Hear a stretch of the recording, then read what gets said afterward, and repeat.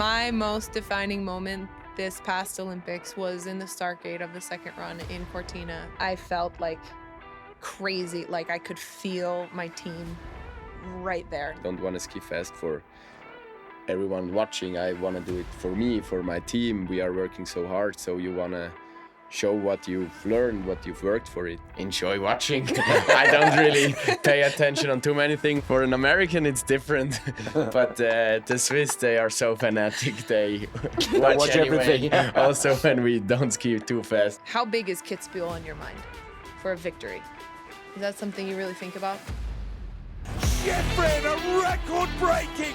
No! Today, we have not one, but two of the greatest athletes of our generation. Multiple Olympic World Cup winners, Olympic champions, record breakers. Odermatt, Mikaela Shiffrin and Marco Odermatt.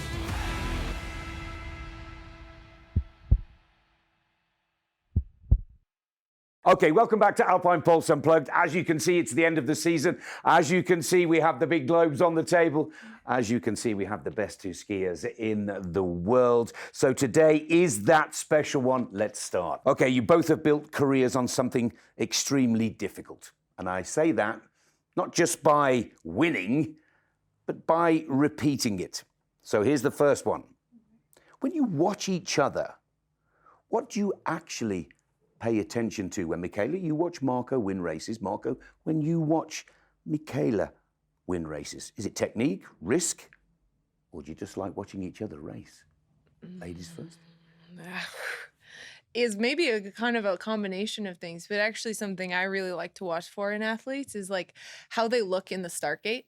It's not always going exactly the way that the race goes, but the moment when the camera is on an athlete before they start, I think is like really interesting from the psychology to see, you know, are they twitching? Are they sniffing? Are they like making noises or something like that? Because when I'm in the start gate, I feel so much emotion and stress, and it's like learning from somebody how they look down the mountain. I feel like, Marco, when you're on the start gate, and there's times when you're so zoned in on what's coming ahead of you, and I'm like, whoa, just, you don't get in your way, you know, just, it's pretty incredible. But I don't know if you feel like some days are different than others, or do you have the mentality you always look for? Yeah, it's interesting. You say that my mental coach said exactly the same. She always watches how I go out of the start gate, and it's not always the same, but I try to do it always the same. But for sure, not every race you get absolutely into that zone. So this is for sure, I think, a key point. If you get into this mood at the start, that you can deliver. What I mean, I'm actually, when you ask this question, I just enjoy watching. I don't really pay attention on too many things, but I feel like it's crazy what you can see when you're skiing, Mikaela. You have such a good game plan. You know exactly, especially this season in slalom where you were so dominant. There were 5 flat gates, and you know, push there and then easy over the roll maybe, and then pushed again for 3-4 gates where you know where you can make a difference. It never seems, that you're on the limit, but still so much ahead, and that's impressive or easy to see, I feel like. Let's carry on. So next question, whilst we're looking at each other's dominance, consistency, have you ever taken something from the other and tried to apply it in your own skiing? You ever watch Mikaela do something and you go, I'm going to give that a little sneaky try on the training hill tomorrow and see if it works for me? The problem is I don't really do slalom that much. So I cannot really. She's a downhill winner, a Super G winner. I mean, I could go on for 110 camps here. Well, absolutely. I think it's more the mentality. Yeah.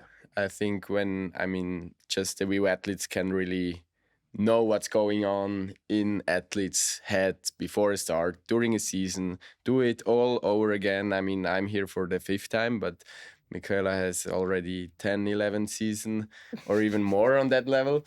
And that's impressive to do this all over again and to have so many more victories than everybody else. So this is something I look up to.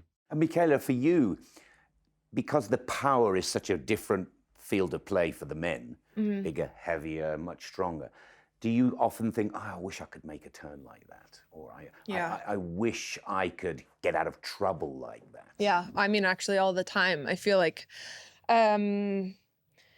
there's things that I wish I could know what it felt like to ski a downhill run and make this kind of powerful turn, but in my own body, it's just not good enough, actually. But I feel like the same that you said. It's when you look at other skiers, especially looking at a different gender, it's impossible to know what that feels like. You know, I'm never gonna know what how it is to be so clean, so powerful, to have to harness this kind of energy. I can only know from my own perspective, but I think the mentality is so interesting to me. Like, and every athlete has a different mentality. So, you know, some athletes, I'm so interested, like how you're driven. Like, is it winning? I mean, if you're in the start gate and when you have the best races, are you thinking, I really want to win this race? Or are you thinking about the turns? Or like, where does your mind stay when you have your best skiing? I would say I'm driven by emotions. Yeah. So for sure winning gives you the emotions, but it's not the feeling of a perfect turn, I guess. Maybe for a perfect run, especially in downhill. I had this maybe 2-3 times in my life when you come to a downhill finish and you know I couldn't do it any better. In a downhill is for me the most special feeling, I guess. And combine this with the emotions in the race, in the finish, together with your team. This is what motivates me, I guess, not just the feeling from a great turn. Or What about you? I like the feeling of a really powerful run, like when there's when you can imagine like a ball of energy that starts from the start, and that each turn you're actually building this energy somehow, like you're holding it. And it comes from, for me, it's like maybe not a perfect turn, but to have multiple of the most perfect turns you can have. To get faster and faster and faster. Yeah, to like really understand how to harness this energy. And it's like if you have the gas pedal in the car, but you just can keep pressing it, and you're never worried about how much faster you're gonna go. That's a good feeling, yeah. But it is like, when I'm thinking about how much I would want to win something, it never happens. You know, if you always just focus on your skiing. I've had races where I think, you know, maybe I'll see the green light, or maybe this is going to be good enough. And every time I think that, it's so not. slow. Yeah. But when I think about something that's more like, I guess emotions, it's kind of what you said. It's maybe a little bit different, but it is like what you get, the feeling you get in your body when you did something really, really strong. But I don't know. There's some athletes who say they're so driven just by winning and just by being on the top that you can only think about that and ski fast enough. But I never understood this. So I don't know. If you're like ever at the start gate and you're like, no, this race, like, this is mine. Do you ever think that? Or is it really just like, I don't know. Do you know what I mean? Yeah. Because sometimes it looks like that. You're in there and it's like, oh, he knows this is his. On our level, I mean, when we are at the start, for sure, we want to win. Yeah. And we can win, and sometimes we should win, and everyone expect that you win. Yeah. I mean, it's kind of a normal feeling, no? Or a normal thought at the start. Yeah, sure, I want to win this race. No? It just is. Yeah. Yeah. And how about another part of the equation? and it's the second part. You've teed it up perfectly, Mikaela. Pressure and expectation. Now, you both carry something that very few athletes experience. There's a whole nation, and for you two now, it's at a global level. People all over the world want to see you win. How different is it to win and to be expected to win? Or you don't care? And I don't care at all, but I know you both do. I care. But you start. Sure, we care a bit, but I think in the end, I mean, it's a classic question, but answer. But the pressure, yeah, you do yourself. You do it because you wanna deliver. I mean, I don't deliver, or I don't wanna ski fast for everyone watching. I wanna do it for me, for my team. We are working so hard, so you wanna show what you've learned, what you've worked for it. And I think for sure, always beginning of the season, I feel a little bit more nervous because you don't really know, am I still capable of winning? Am I still here? Can I still be on that level? But as soon as the season started and you had a good race or two, I feel for sure then you have the big races, like for us in January, where you feel a little bit more pressure. But again, because you want to win those races even more than maybe a race somewhere else. But this is the self-expectation. Even at the Olympic Games, Marco, even at the Olympics, 90% of the Swiss population are watching the TV. 90%, that's ridiculous. Watching you. Do you feel a weight of the Swiss expectation? They are also watching Adelboden and Wengen, so yeah, so it's the same. For us, I think for an American it's different, but the Swiss, they are so fanatic. They watch anyway, everything. Also when we don't ski too fast, probably. So what you but deep down inside, you're saying they don't mind if you crash out. They don't mind. Then Franja win. They're happy too. Oh my God. That's a great answer. That is a really good answer. Is it different for you, Mikaela? Because you are not just a super sports star in the United States of America. You're probably more famous in Europe than you are in some states in the USA. And they love you in Europe. They adore you in the USA. Does that add to the pressure? I think when the pressure feels heavy, it's when I'm focusing on what other people are thinking or saying. And I do that sometimes. I don't know if you have this too, like what the media says, what maybe family or friends are going to say. Like I had experiences this summertime, people that I know well, that some family is saying like, oh yeah, you really got to get that gold medal, just like erase Beijing, and I'm like, Thanks. Great. Not like no pressure. I feel those things. But I guess what makes me a little bit like what I wish I could change about the perception around skiing is how when people expect something, how they think it's easy. Like that's what makes me mad is if you have an expectation, usually it becomes it's there because you set a standard, you did the work with your team, you've won so many races, like it's your own fault. People expect this of you, but it's when they think it's easy, even though you did granted. It. Yeah, right? And they take it for granted, and that's when I get like. That's when I feel pressure because I'm standing at the start of the mountain and the whole world expects this to happen, but they think it's going to be easy. Yeah. And it's annoying, I guess. Exactly what I said before when you did slalom. Huh? It's so but, easy. You make it look so easy. I mean, it's different to say you make it look easy. Yeah. Like that's a compliment because for sure. I think that's a powerful turn should look easy, but people say it about you and GS. I for sure have said it. I mean, the other day, I felt so awkward yesterday. These days feel like they're 12 years long.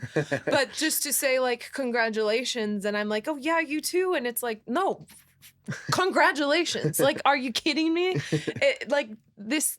We don't take this for granted. You did all of these things this season. And you just don't take that for granted. But it's too easy for all of us to slip in the trap to think it is when you make a powerful GS turn. I never seen something like that before, but how could you possibly do it every single turn perfectly every single race? You know, that's like the point of the sport. And this more often you do it, the more it's expected it is from yourself, from your team, from the fans, from everyone. And as you said, it's actually our fault, but in the end it's our fault. Damn it. Yeah, it's also so easy to say, but it's really like it is. Every race at the start starts completely by zero. I mean, the snow is different, the race hill is different, the course setting is different. So even if you won the race last week by 2 seconds, it doesn't help you that much. You have a confidence, for sure, you take that with you, but everything else starts by zero, and that's the thing. Yeah, you're like rewriting the book every time. When you look at it from, I'm the TV viewer, I'm the TV commentator, you both seem to be in different zones when you're preparing for a race. Is there anything I'd like a little piece of Mikaela's this, and would you like a little piece of Marco's that? Or once you've got that mental state in the groove, it's going to stay where it is? Basically, I'm saying, is it work in progress? I think it's a work in progress, but I also don't think, like I've learned over the career, you actually can't take something from someone else's. Like copy. You can want to do it as well as they do, but it has to be your own, somehow like your own person and your own way. Yeah, your own strategy. So it's more like, I think it's like appreciating from afar, and understanding how hard it is, sort of like to be that consistent and to sort of set a standard, you know, raise the expectation, achieve the expectation, and then like reset a new standard to keep pushing like that. I appreciate how hard that is, but it's so different. And you're two of the best of the last 2 generations, but you too are different. Different mental approach, different skiers. So there's no common thread or common denominator. The individuality of our sport is key to the success. Yeah, I think this is really different, I guess, to other sports. In ski racing, I think you can be good with so many different personalities, so many different bodies, way of skiing. If you watch Emma Eicher compared with, I don't know, Julia Scheib, then to Mikaela Shiffrin, everyone is skiing so different. And of course, also the approach, the mindset, the character will be exactly as different as it looks on ski. So this is I think this is a very interesting part about skiing. I mean, a different way to think about it is like with all the very top racers, like what's a common thing that everybody is able to do when they're achieving success? I don't know if there's an answer, but like the ability to focus in challenging conditions. Mental strength. Mental I strength. think.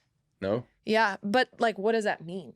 Like, you know? Yeah. Is it being able to show like your more or less best performance when it counts? No. Yeah, and like despite conditions. I mean, there are so many other athletes who are we never trained together, but I think many athletes would beat you in training. Yeah. Or would ski. No, nobody's ever done it. No. Nope. Just kidding. Never happened. I deny it. It happened to me, though. Deny. And yeah, still in races, so often the same people are in the front. It doesn't change too many times, but on training runs, there are several young athletes. They ski exactly as fast as me or as us, and I think these little things that are not really, they cannot be described, I guess. This little thing, maybe the things that missed the last 3 races for me this season, hard to describe it, but yeah, this there is something, I guess. Somewhere in there. And no one knows. Yeah, that's true. That's frustrating. Nobody knows why it goes right. But good for us. So we find it. Do you feel like though, when you're training, are you thinking about how that feeling would be in a race?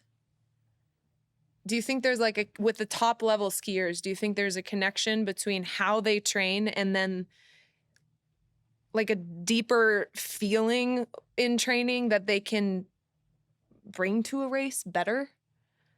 Because sometimes I feel like watching some athletes train, you're right, they ski so fast, but never in the race or rarely in the race, and it's like to make this connection is a really hard thing. Mm-hmm.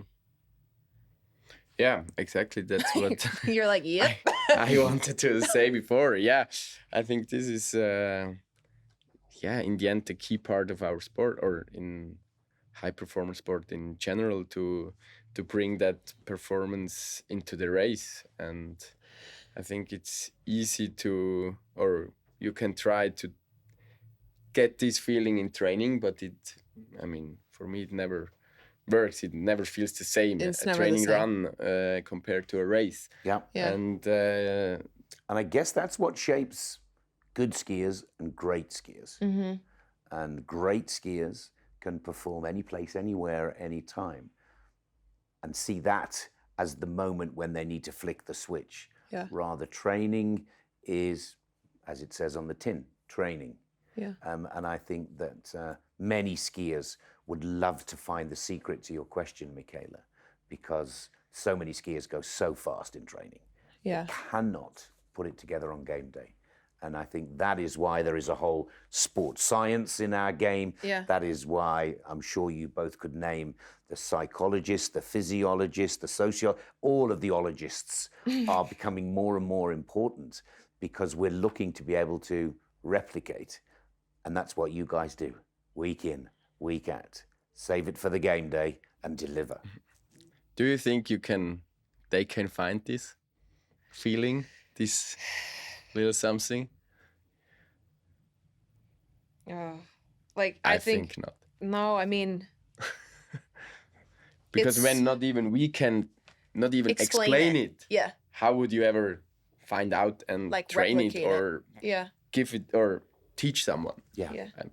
I think there's really something powerful about the way, actually, your imagination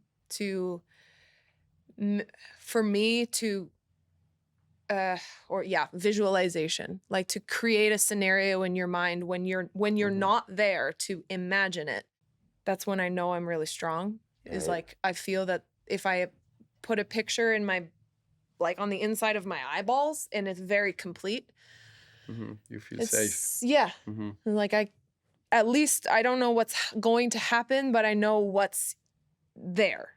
But when you're preparing for these January races, or what's the one that is there one race that you like want the most for your career? I mean, I couldn't pick one, but is there one for you? Yeah, all the general races. Yeah. Adelboden, Wengen, Kitzbühel. All right. Well, check. Yeah, not everyone. Not all of them. No, Okay. There's a few missing, but they're coming slowly but surely. Yeah. So prepping for, let's say prepping for Wengen. Yeah. Can you, right now, sitting here, can you imagine yourself in Wengen? Oh, yeah. And just like start gate or on... Visualizing and... Yeah. Yeah, sure. I feel like not everybody can. Yeah. I think that's So the you also superpower. do a lot of visualizing. Yeah. I think. Visualizing.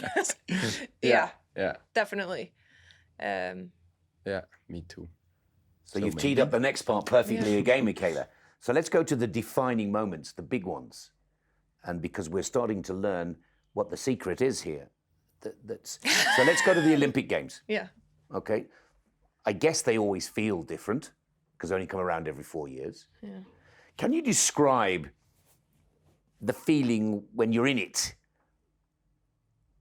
in the way that people outside of the sport might understand? Why is the Olympic Games so different? And therefore, the things that we've just been discussing, including the superpower, becomes even more important again. It's probably different for each athlete for a different reason. like for sure for me, the Olympics are different because there is so much attention in my country on this one event, and there's not a lot of understanding about the sport. So the expectation comes and people don't understand what it takes, or they don't understand how important the right skis are on the right day, or the conditions, how that plays a role. And there's just there's many stories outside of your control, and that sends me off the cliff. Like it's so hard to ignore this. And but I also appreciate that the Olympics give us this opportunity, because I think without the Olympics, we would have less of the opportunity to really make this a profession or a job, in a way, you know. That's great words. Marco, different feeling at the Olympics or business as usual? This year, I've just been at 2 Olympics. This year was not so special somehow for me. Different reasons, I guess. We had this full World Cup calendar till 2 days before the first annual training in Bormio. We came there not really far away from an Olympic village, far away from Olympic feelings, how I expected, or when I think back to when I was a kid and watched the Olympic Games. And so it was also super close to my home. So everything felt a little bit more normal, which was okay, good, but also not really what you hope for if you have this event maybe once in a career, or twice, or maybe 3 times, or whatever. So for sure, expectations are always there, and I think that's exactly that. The bad things about the Olympics, it's more work around skiing, more medias, more interviews, more things you have to deal with. But in the end, the race itself was not the same amount of more special, I want to say. So, yeah, it felt a little bit different for me. And turning it into a conversation between the two of you, when you think about the defining moments in your careers at the Olympic Games, what makes a moment truly matter? Is it when you're leaving the Olympics, getting in the car and going home? Is it the medal ceremony?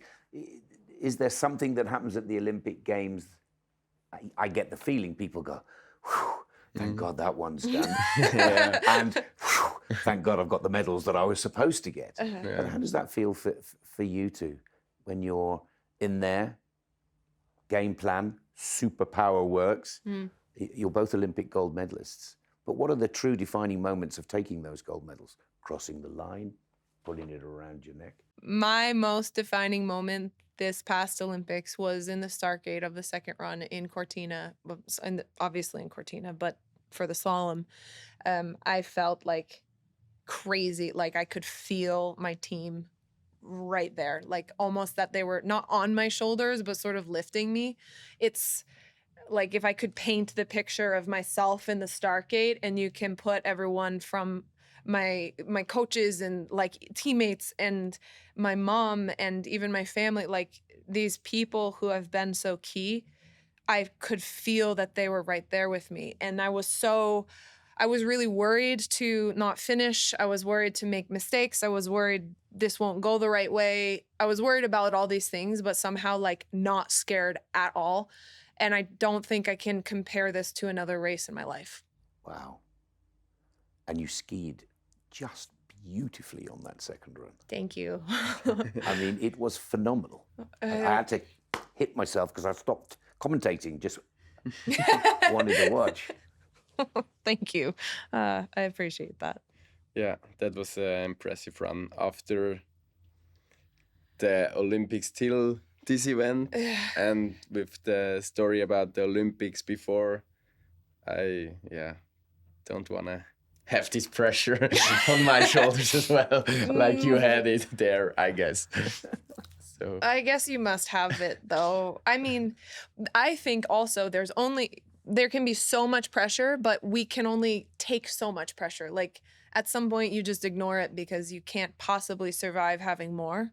I don't know if you feel it's like, well, Yeah, I had this one moment when I won first time in Adelboden, which was my only dream I've ever had. I never dreamed about globes or gold medals or whatever. you did And- what? Huh? You never dreamed about globes or anything? You dreamt about Adelboden. Yeah, That's it. just to start there. Wow. And then I cool. finally was in the position to win this race, and I felt so much pressure on that day that I just cried on the chairlift on the way up.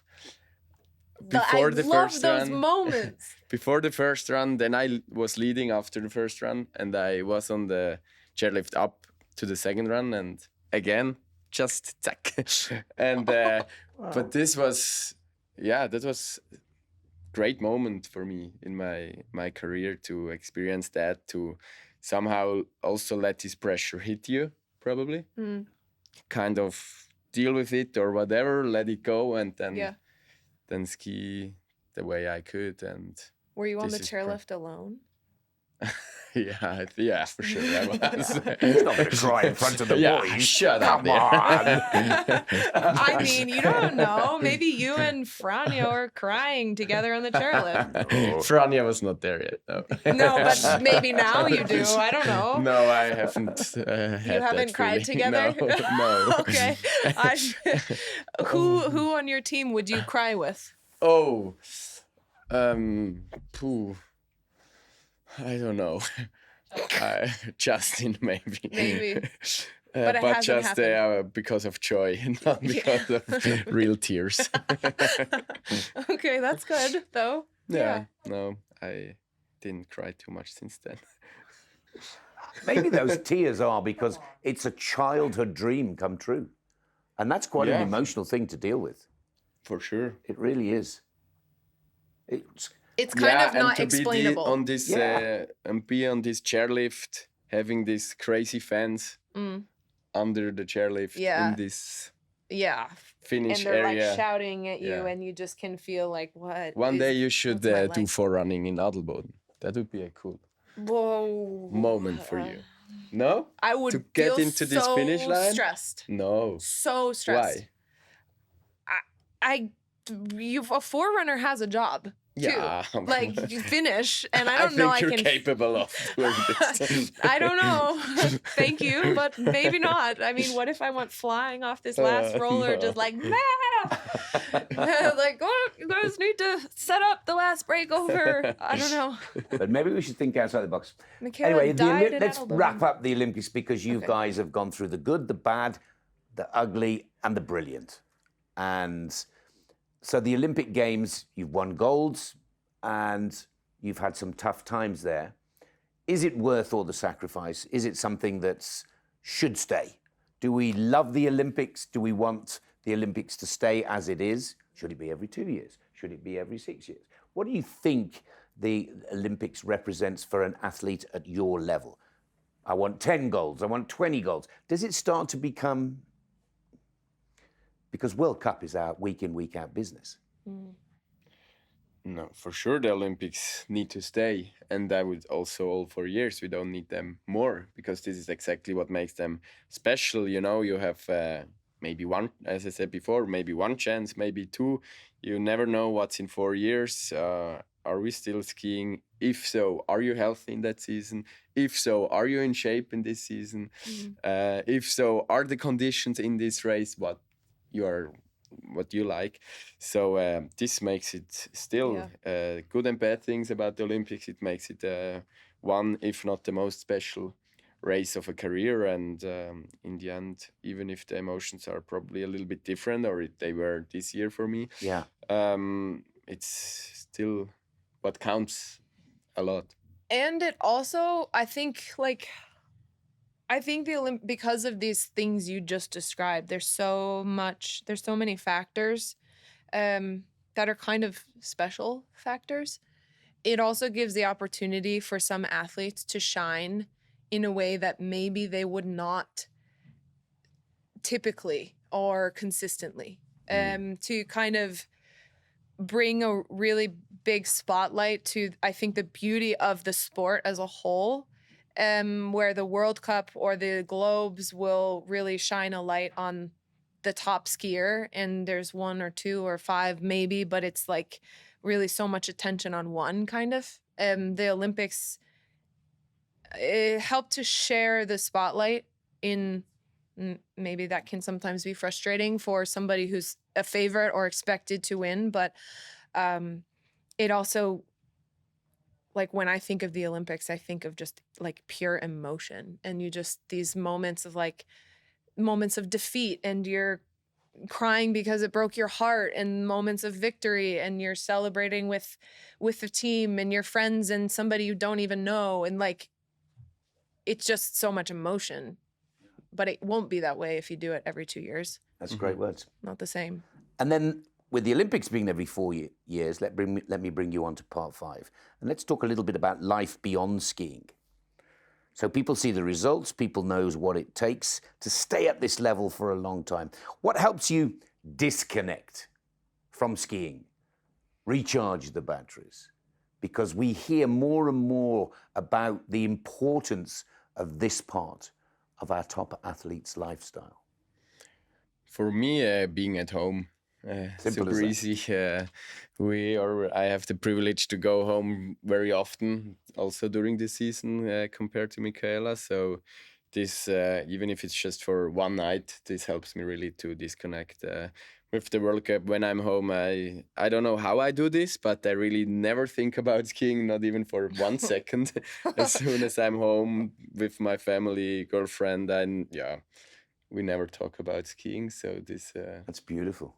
Yeah. Mikaela, you're a lot further away from home. Indeed. I think maybe my moments of disconnecting are sort of smaller than having the chance to go home, but or it's not smaller, it's just like smaller moments in the day. So music is really helpful. Maybe like a TV show in the evening. Like small moments like this. But I've also learned over my career that 6 or 7 months is a long time to be away from home. So sort of managing the energy in that way, to know like when you wave bye in October, like it's going to be a minute before I see you again in the house and my bed and family. And but you also, that's what you know. So like, this is all I've known in my career. So it doesn't feel, it's just like, okay, what are little things that remind me of home instead? But I would say it's kind of the same, is like home feels good for your heart. Yeah. It's great words. It really is great words. Ever thought of considering moving to Switzerland, or ever thought of considering... Yeah, I bought the house next door.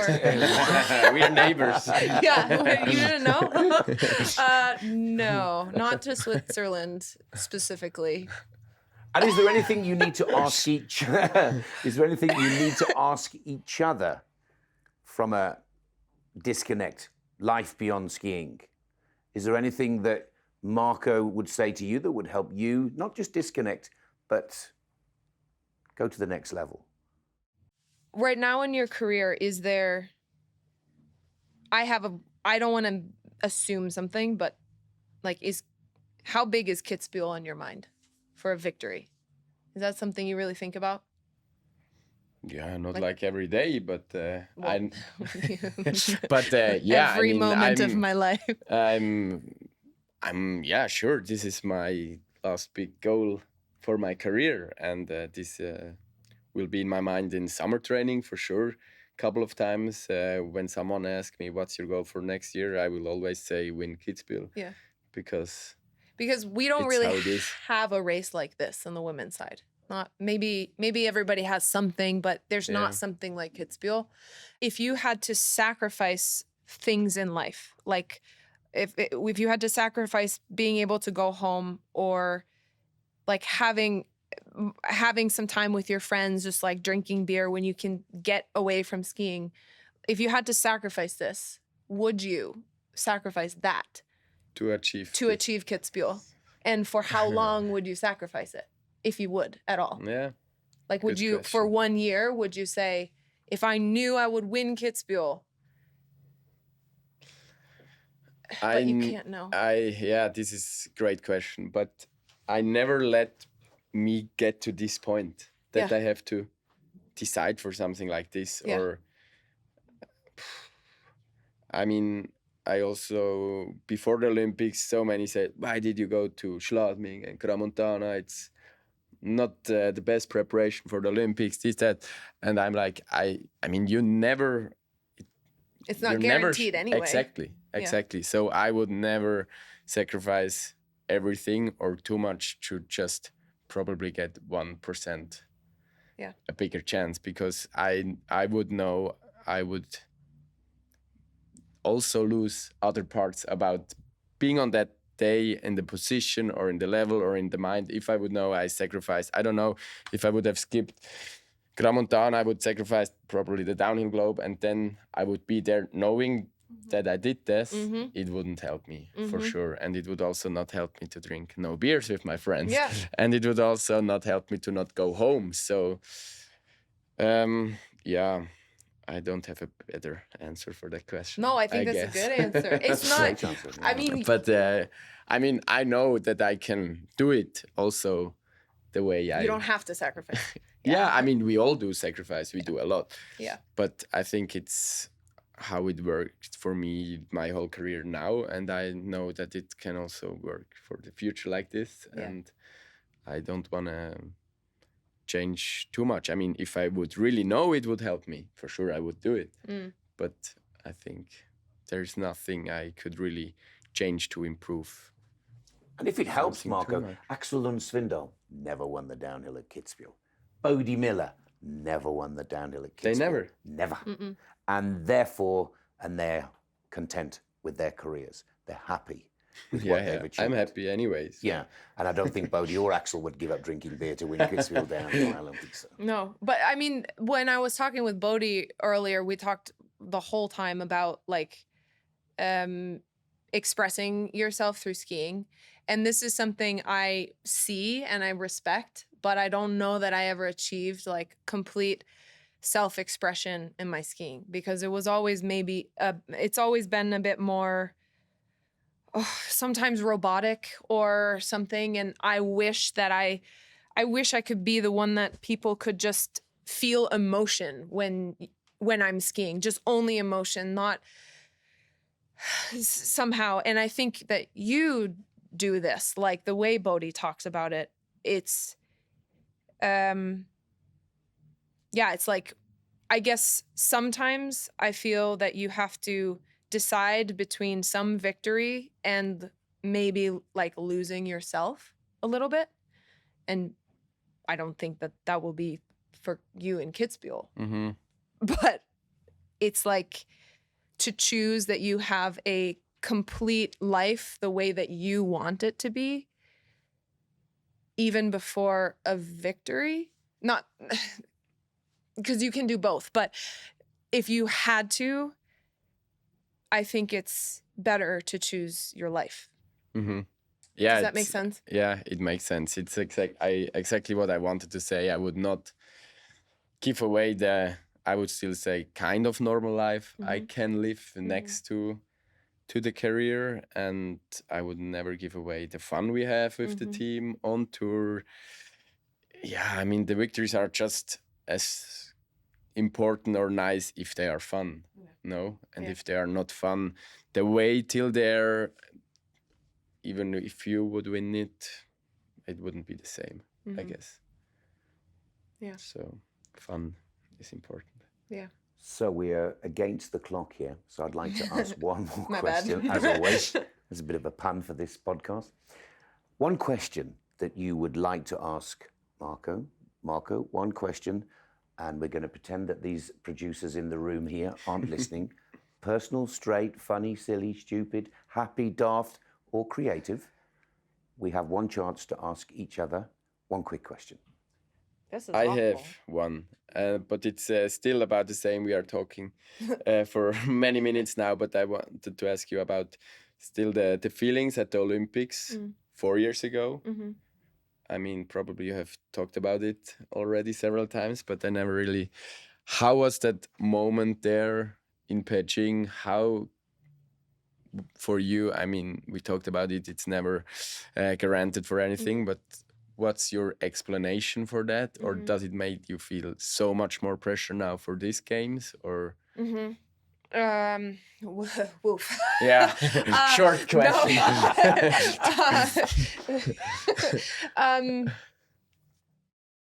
I think there's many explanations, or there's a lot that goes into an explanation for, you know, majority of the DNFs I had in my career were in Beijing.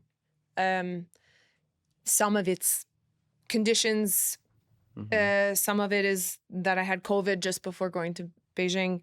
Some of it is maybe a bit more psychology side of it, but that I had not really tried to address my feeling after my dad died.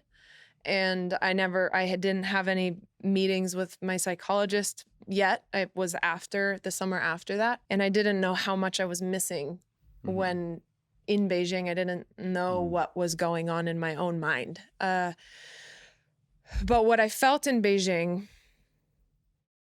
when I was talking with the media after my DNF in maybe of the slalom or something, was I felt like my whole career there was a rule book around skiing.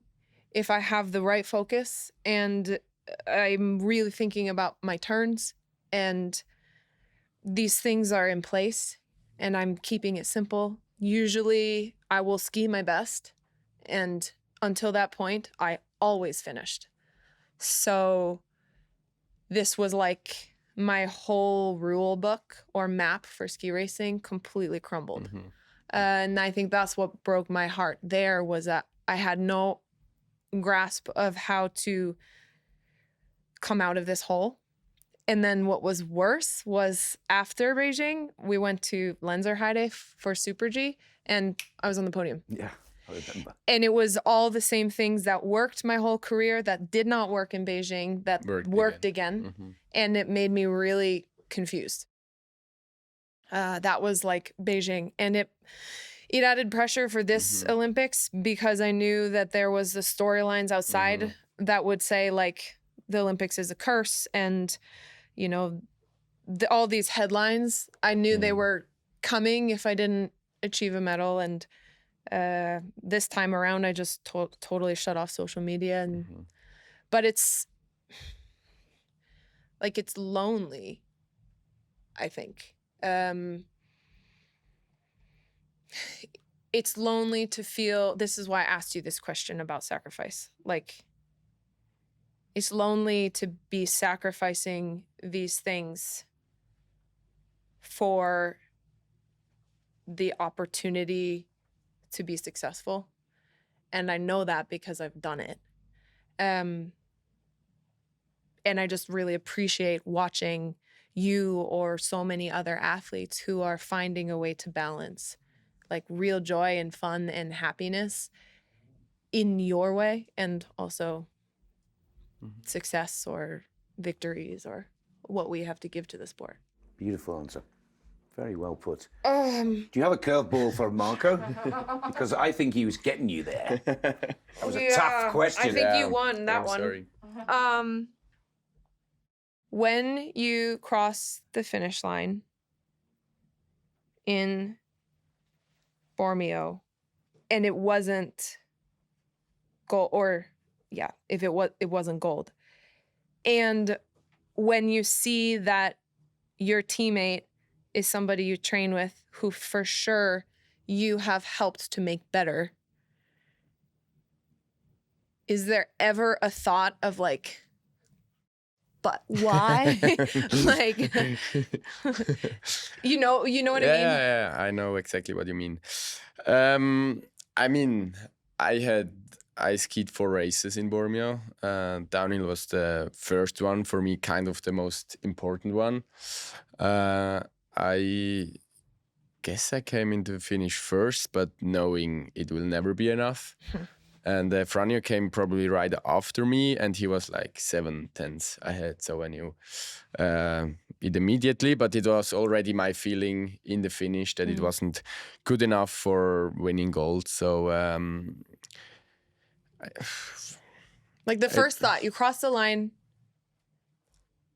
Yeah, the thing is, I crossed the line knowing it was not good enough, but still green, and you still never know what's happening. You still hope, yeah. Right? Yeah, I mean, for you sure. always, and then gold was gone, then you still hope for a medal. Yeah. And then you got fourth, obviously, that's shit, but I still, a little bit frustrating for sure, but I knew I have other chances. Yeah. So you take next one, who was combined. So I knew I had even a medal, nice souvenir, so it was okay. Then only Marco Odermatt can call a medal a souvenir. Yeah, but it felt like, Yeah.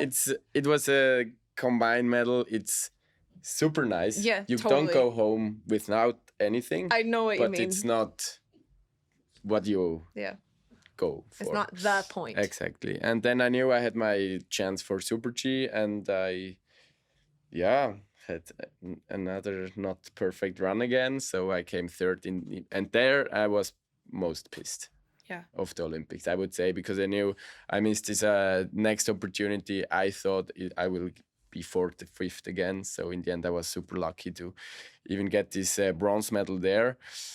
And then in the GS, I was actually really happy with my silver medal, because the preparation for this race was so bad after skiing again 2 weeks just on downhill skis.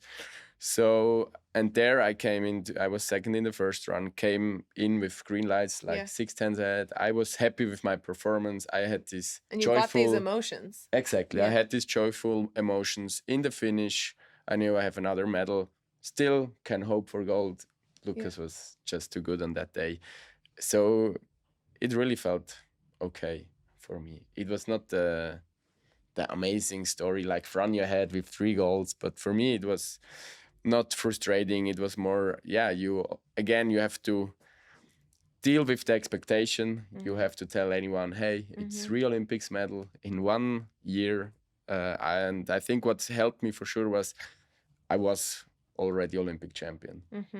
I have this gold medal at home, and that's what made it also easy for me to not give, but to be with Franjo in this time. And I mean, he deserved it. It was, I mean, he had the same pressure as well, and also for him, nothing is guaranteed. So he just was so much better than all of us in this week. He probably can shut down his mind even more than we can do at the start, and don't think about anything, and just skied super free and easy. And so for sure, I would rather won it, but it was totally okay.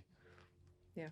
One last curveball question from my side, because I know we're out of time. Sorry. Can we do this again? Because listening to you two chat to each other... Not today and tomorrow. Not today. This time next season at the World Cup final. But on a serious note, thank you. Thank both of you for a brilliant season. Not for just what you've achieved, because you are the best in the world by miles, but the standards that you've set for young kids, aspiring ski racers. That's what makes you guys true superstars. Because in the end, it's not just about winning, it's about pushing what's possible. And you've both done that consistently. To everyone listening, thank you for joining us. I'm so glad to grab a bit of the superstars time. You can watch us on all of the platforms, Spotify, Apple, Fizz TV, you name it, we've got it. But most importantly, please join me in applauding these wonderful ski racers for giving us so much enjoyment and entertainment over what's been a magical season. Many thanks for your company. It's goodbye for now. Thank you. Alpine Pulse is an official podcast of the FIS, produced by Maniac Studios.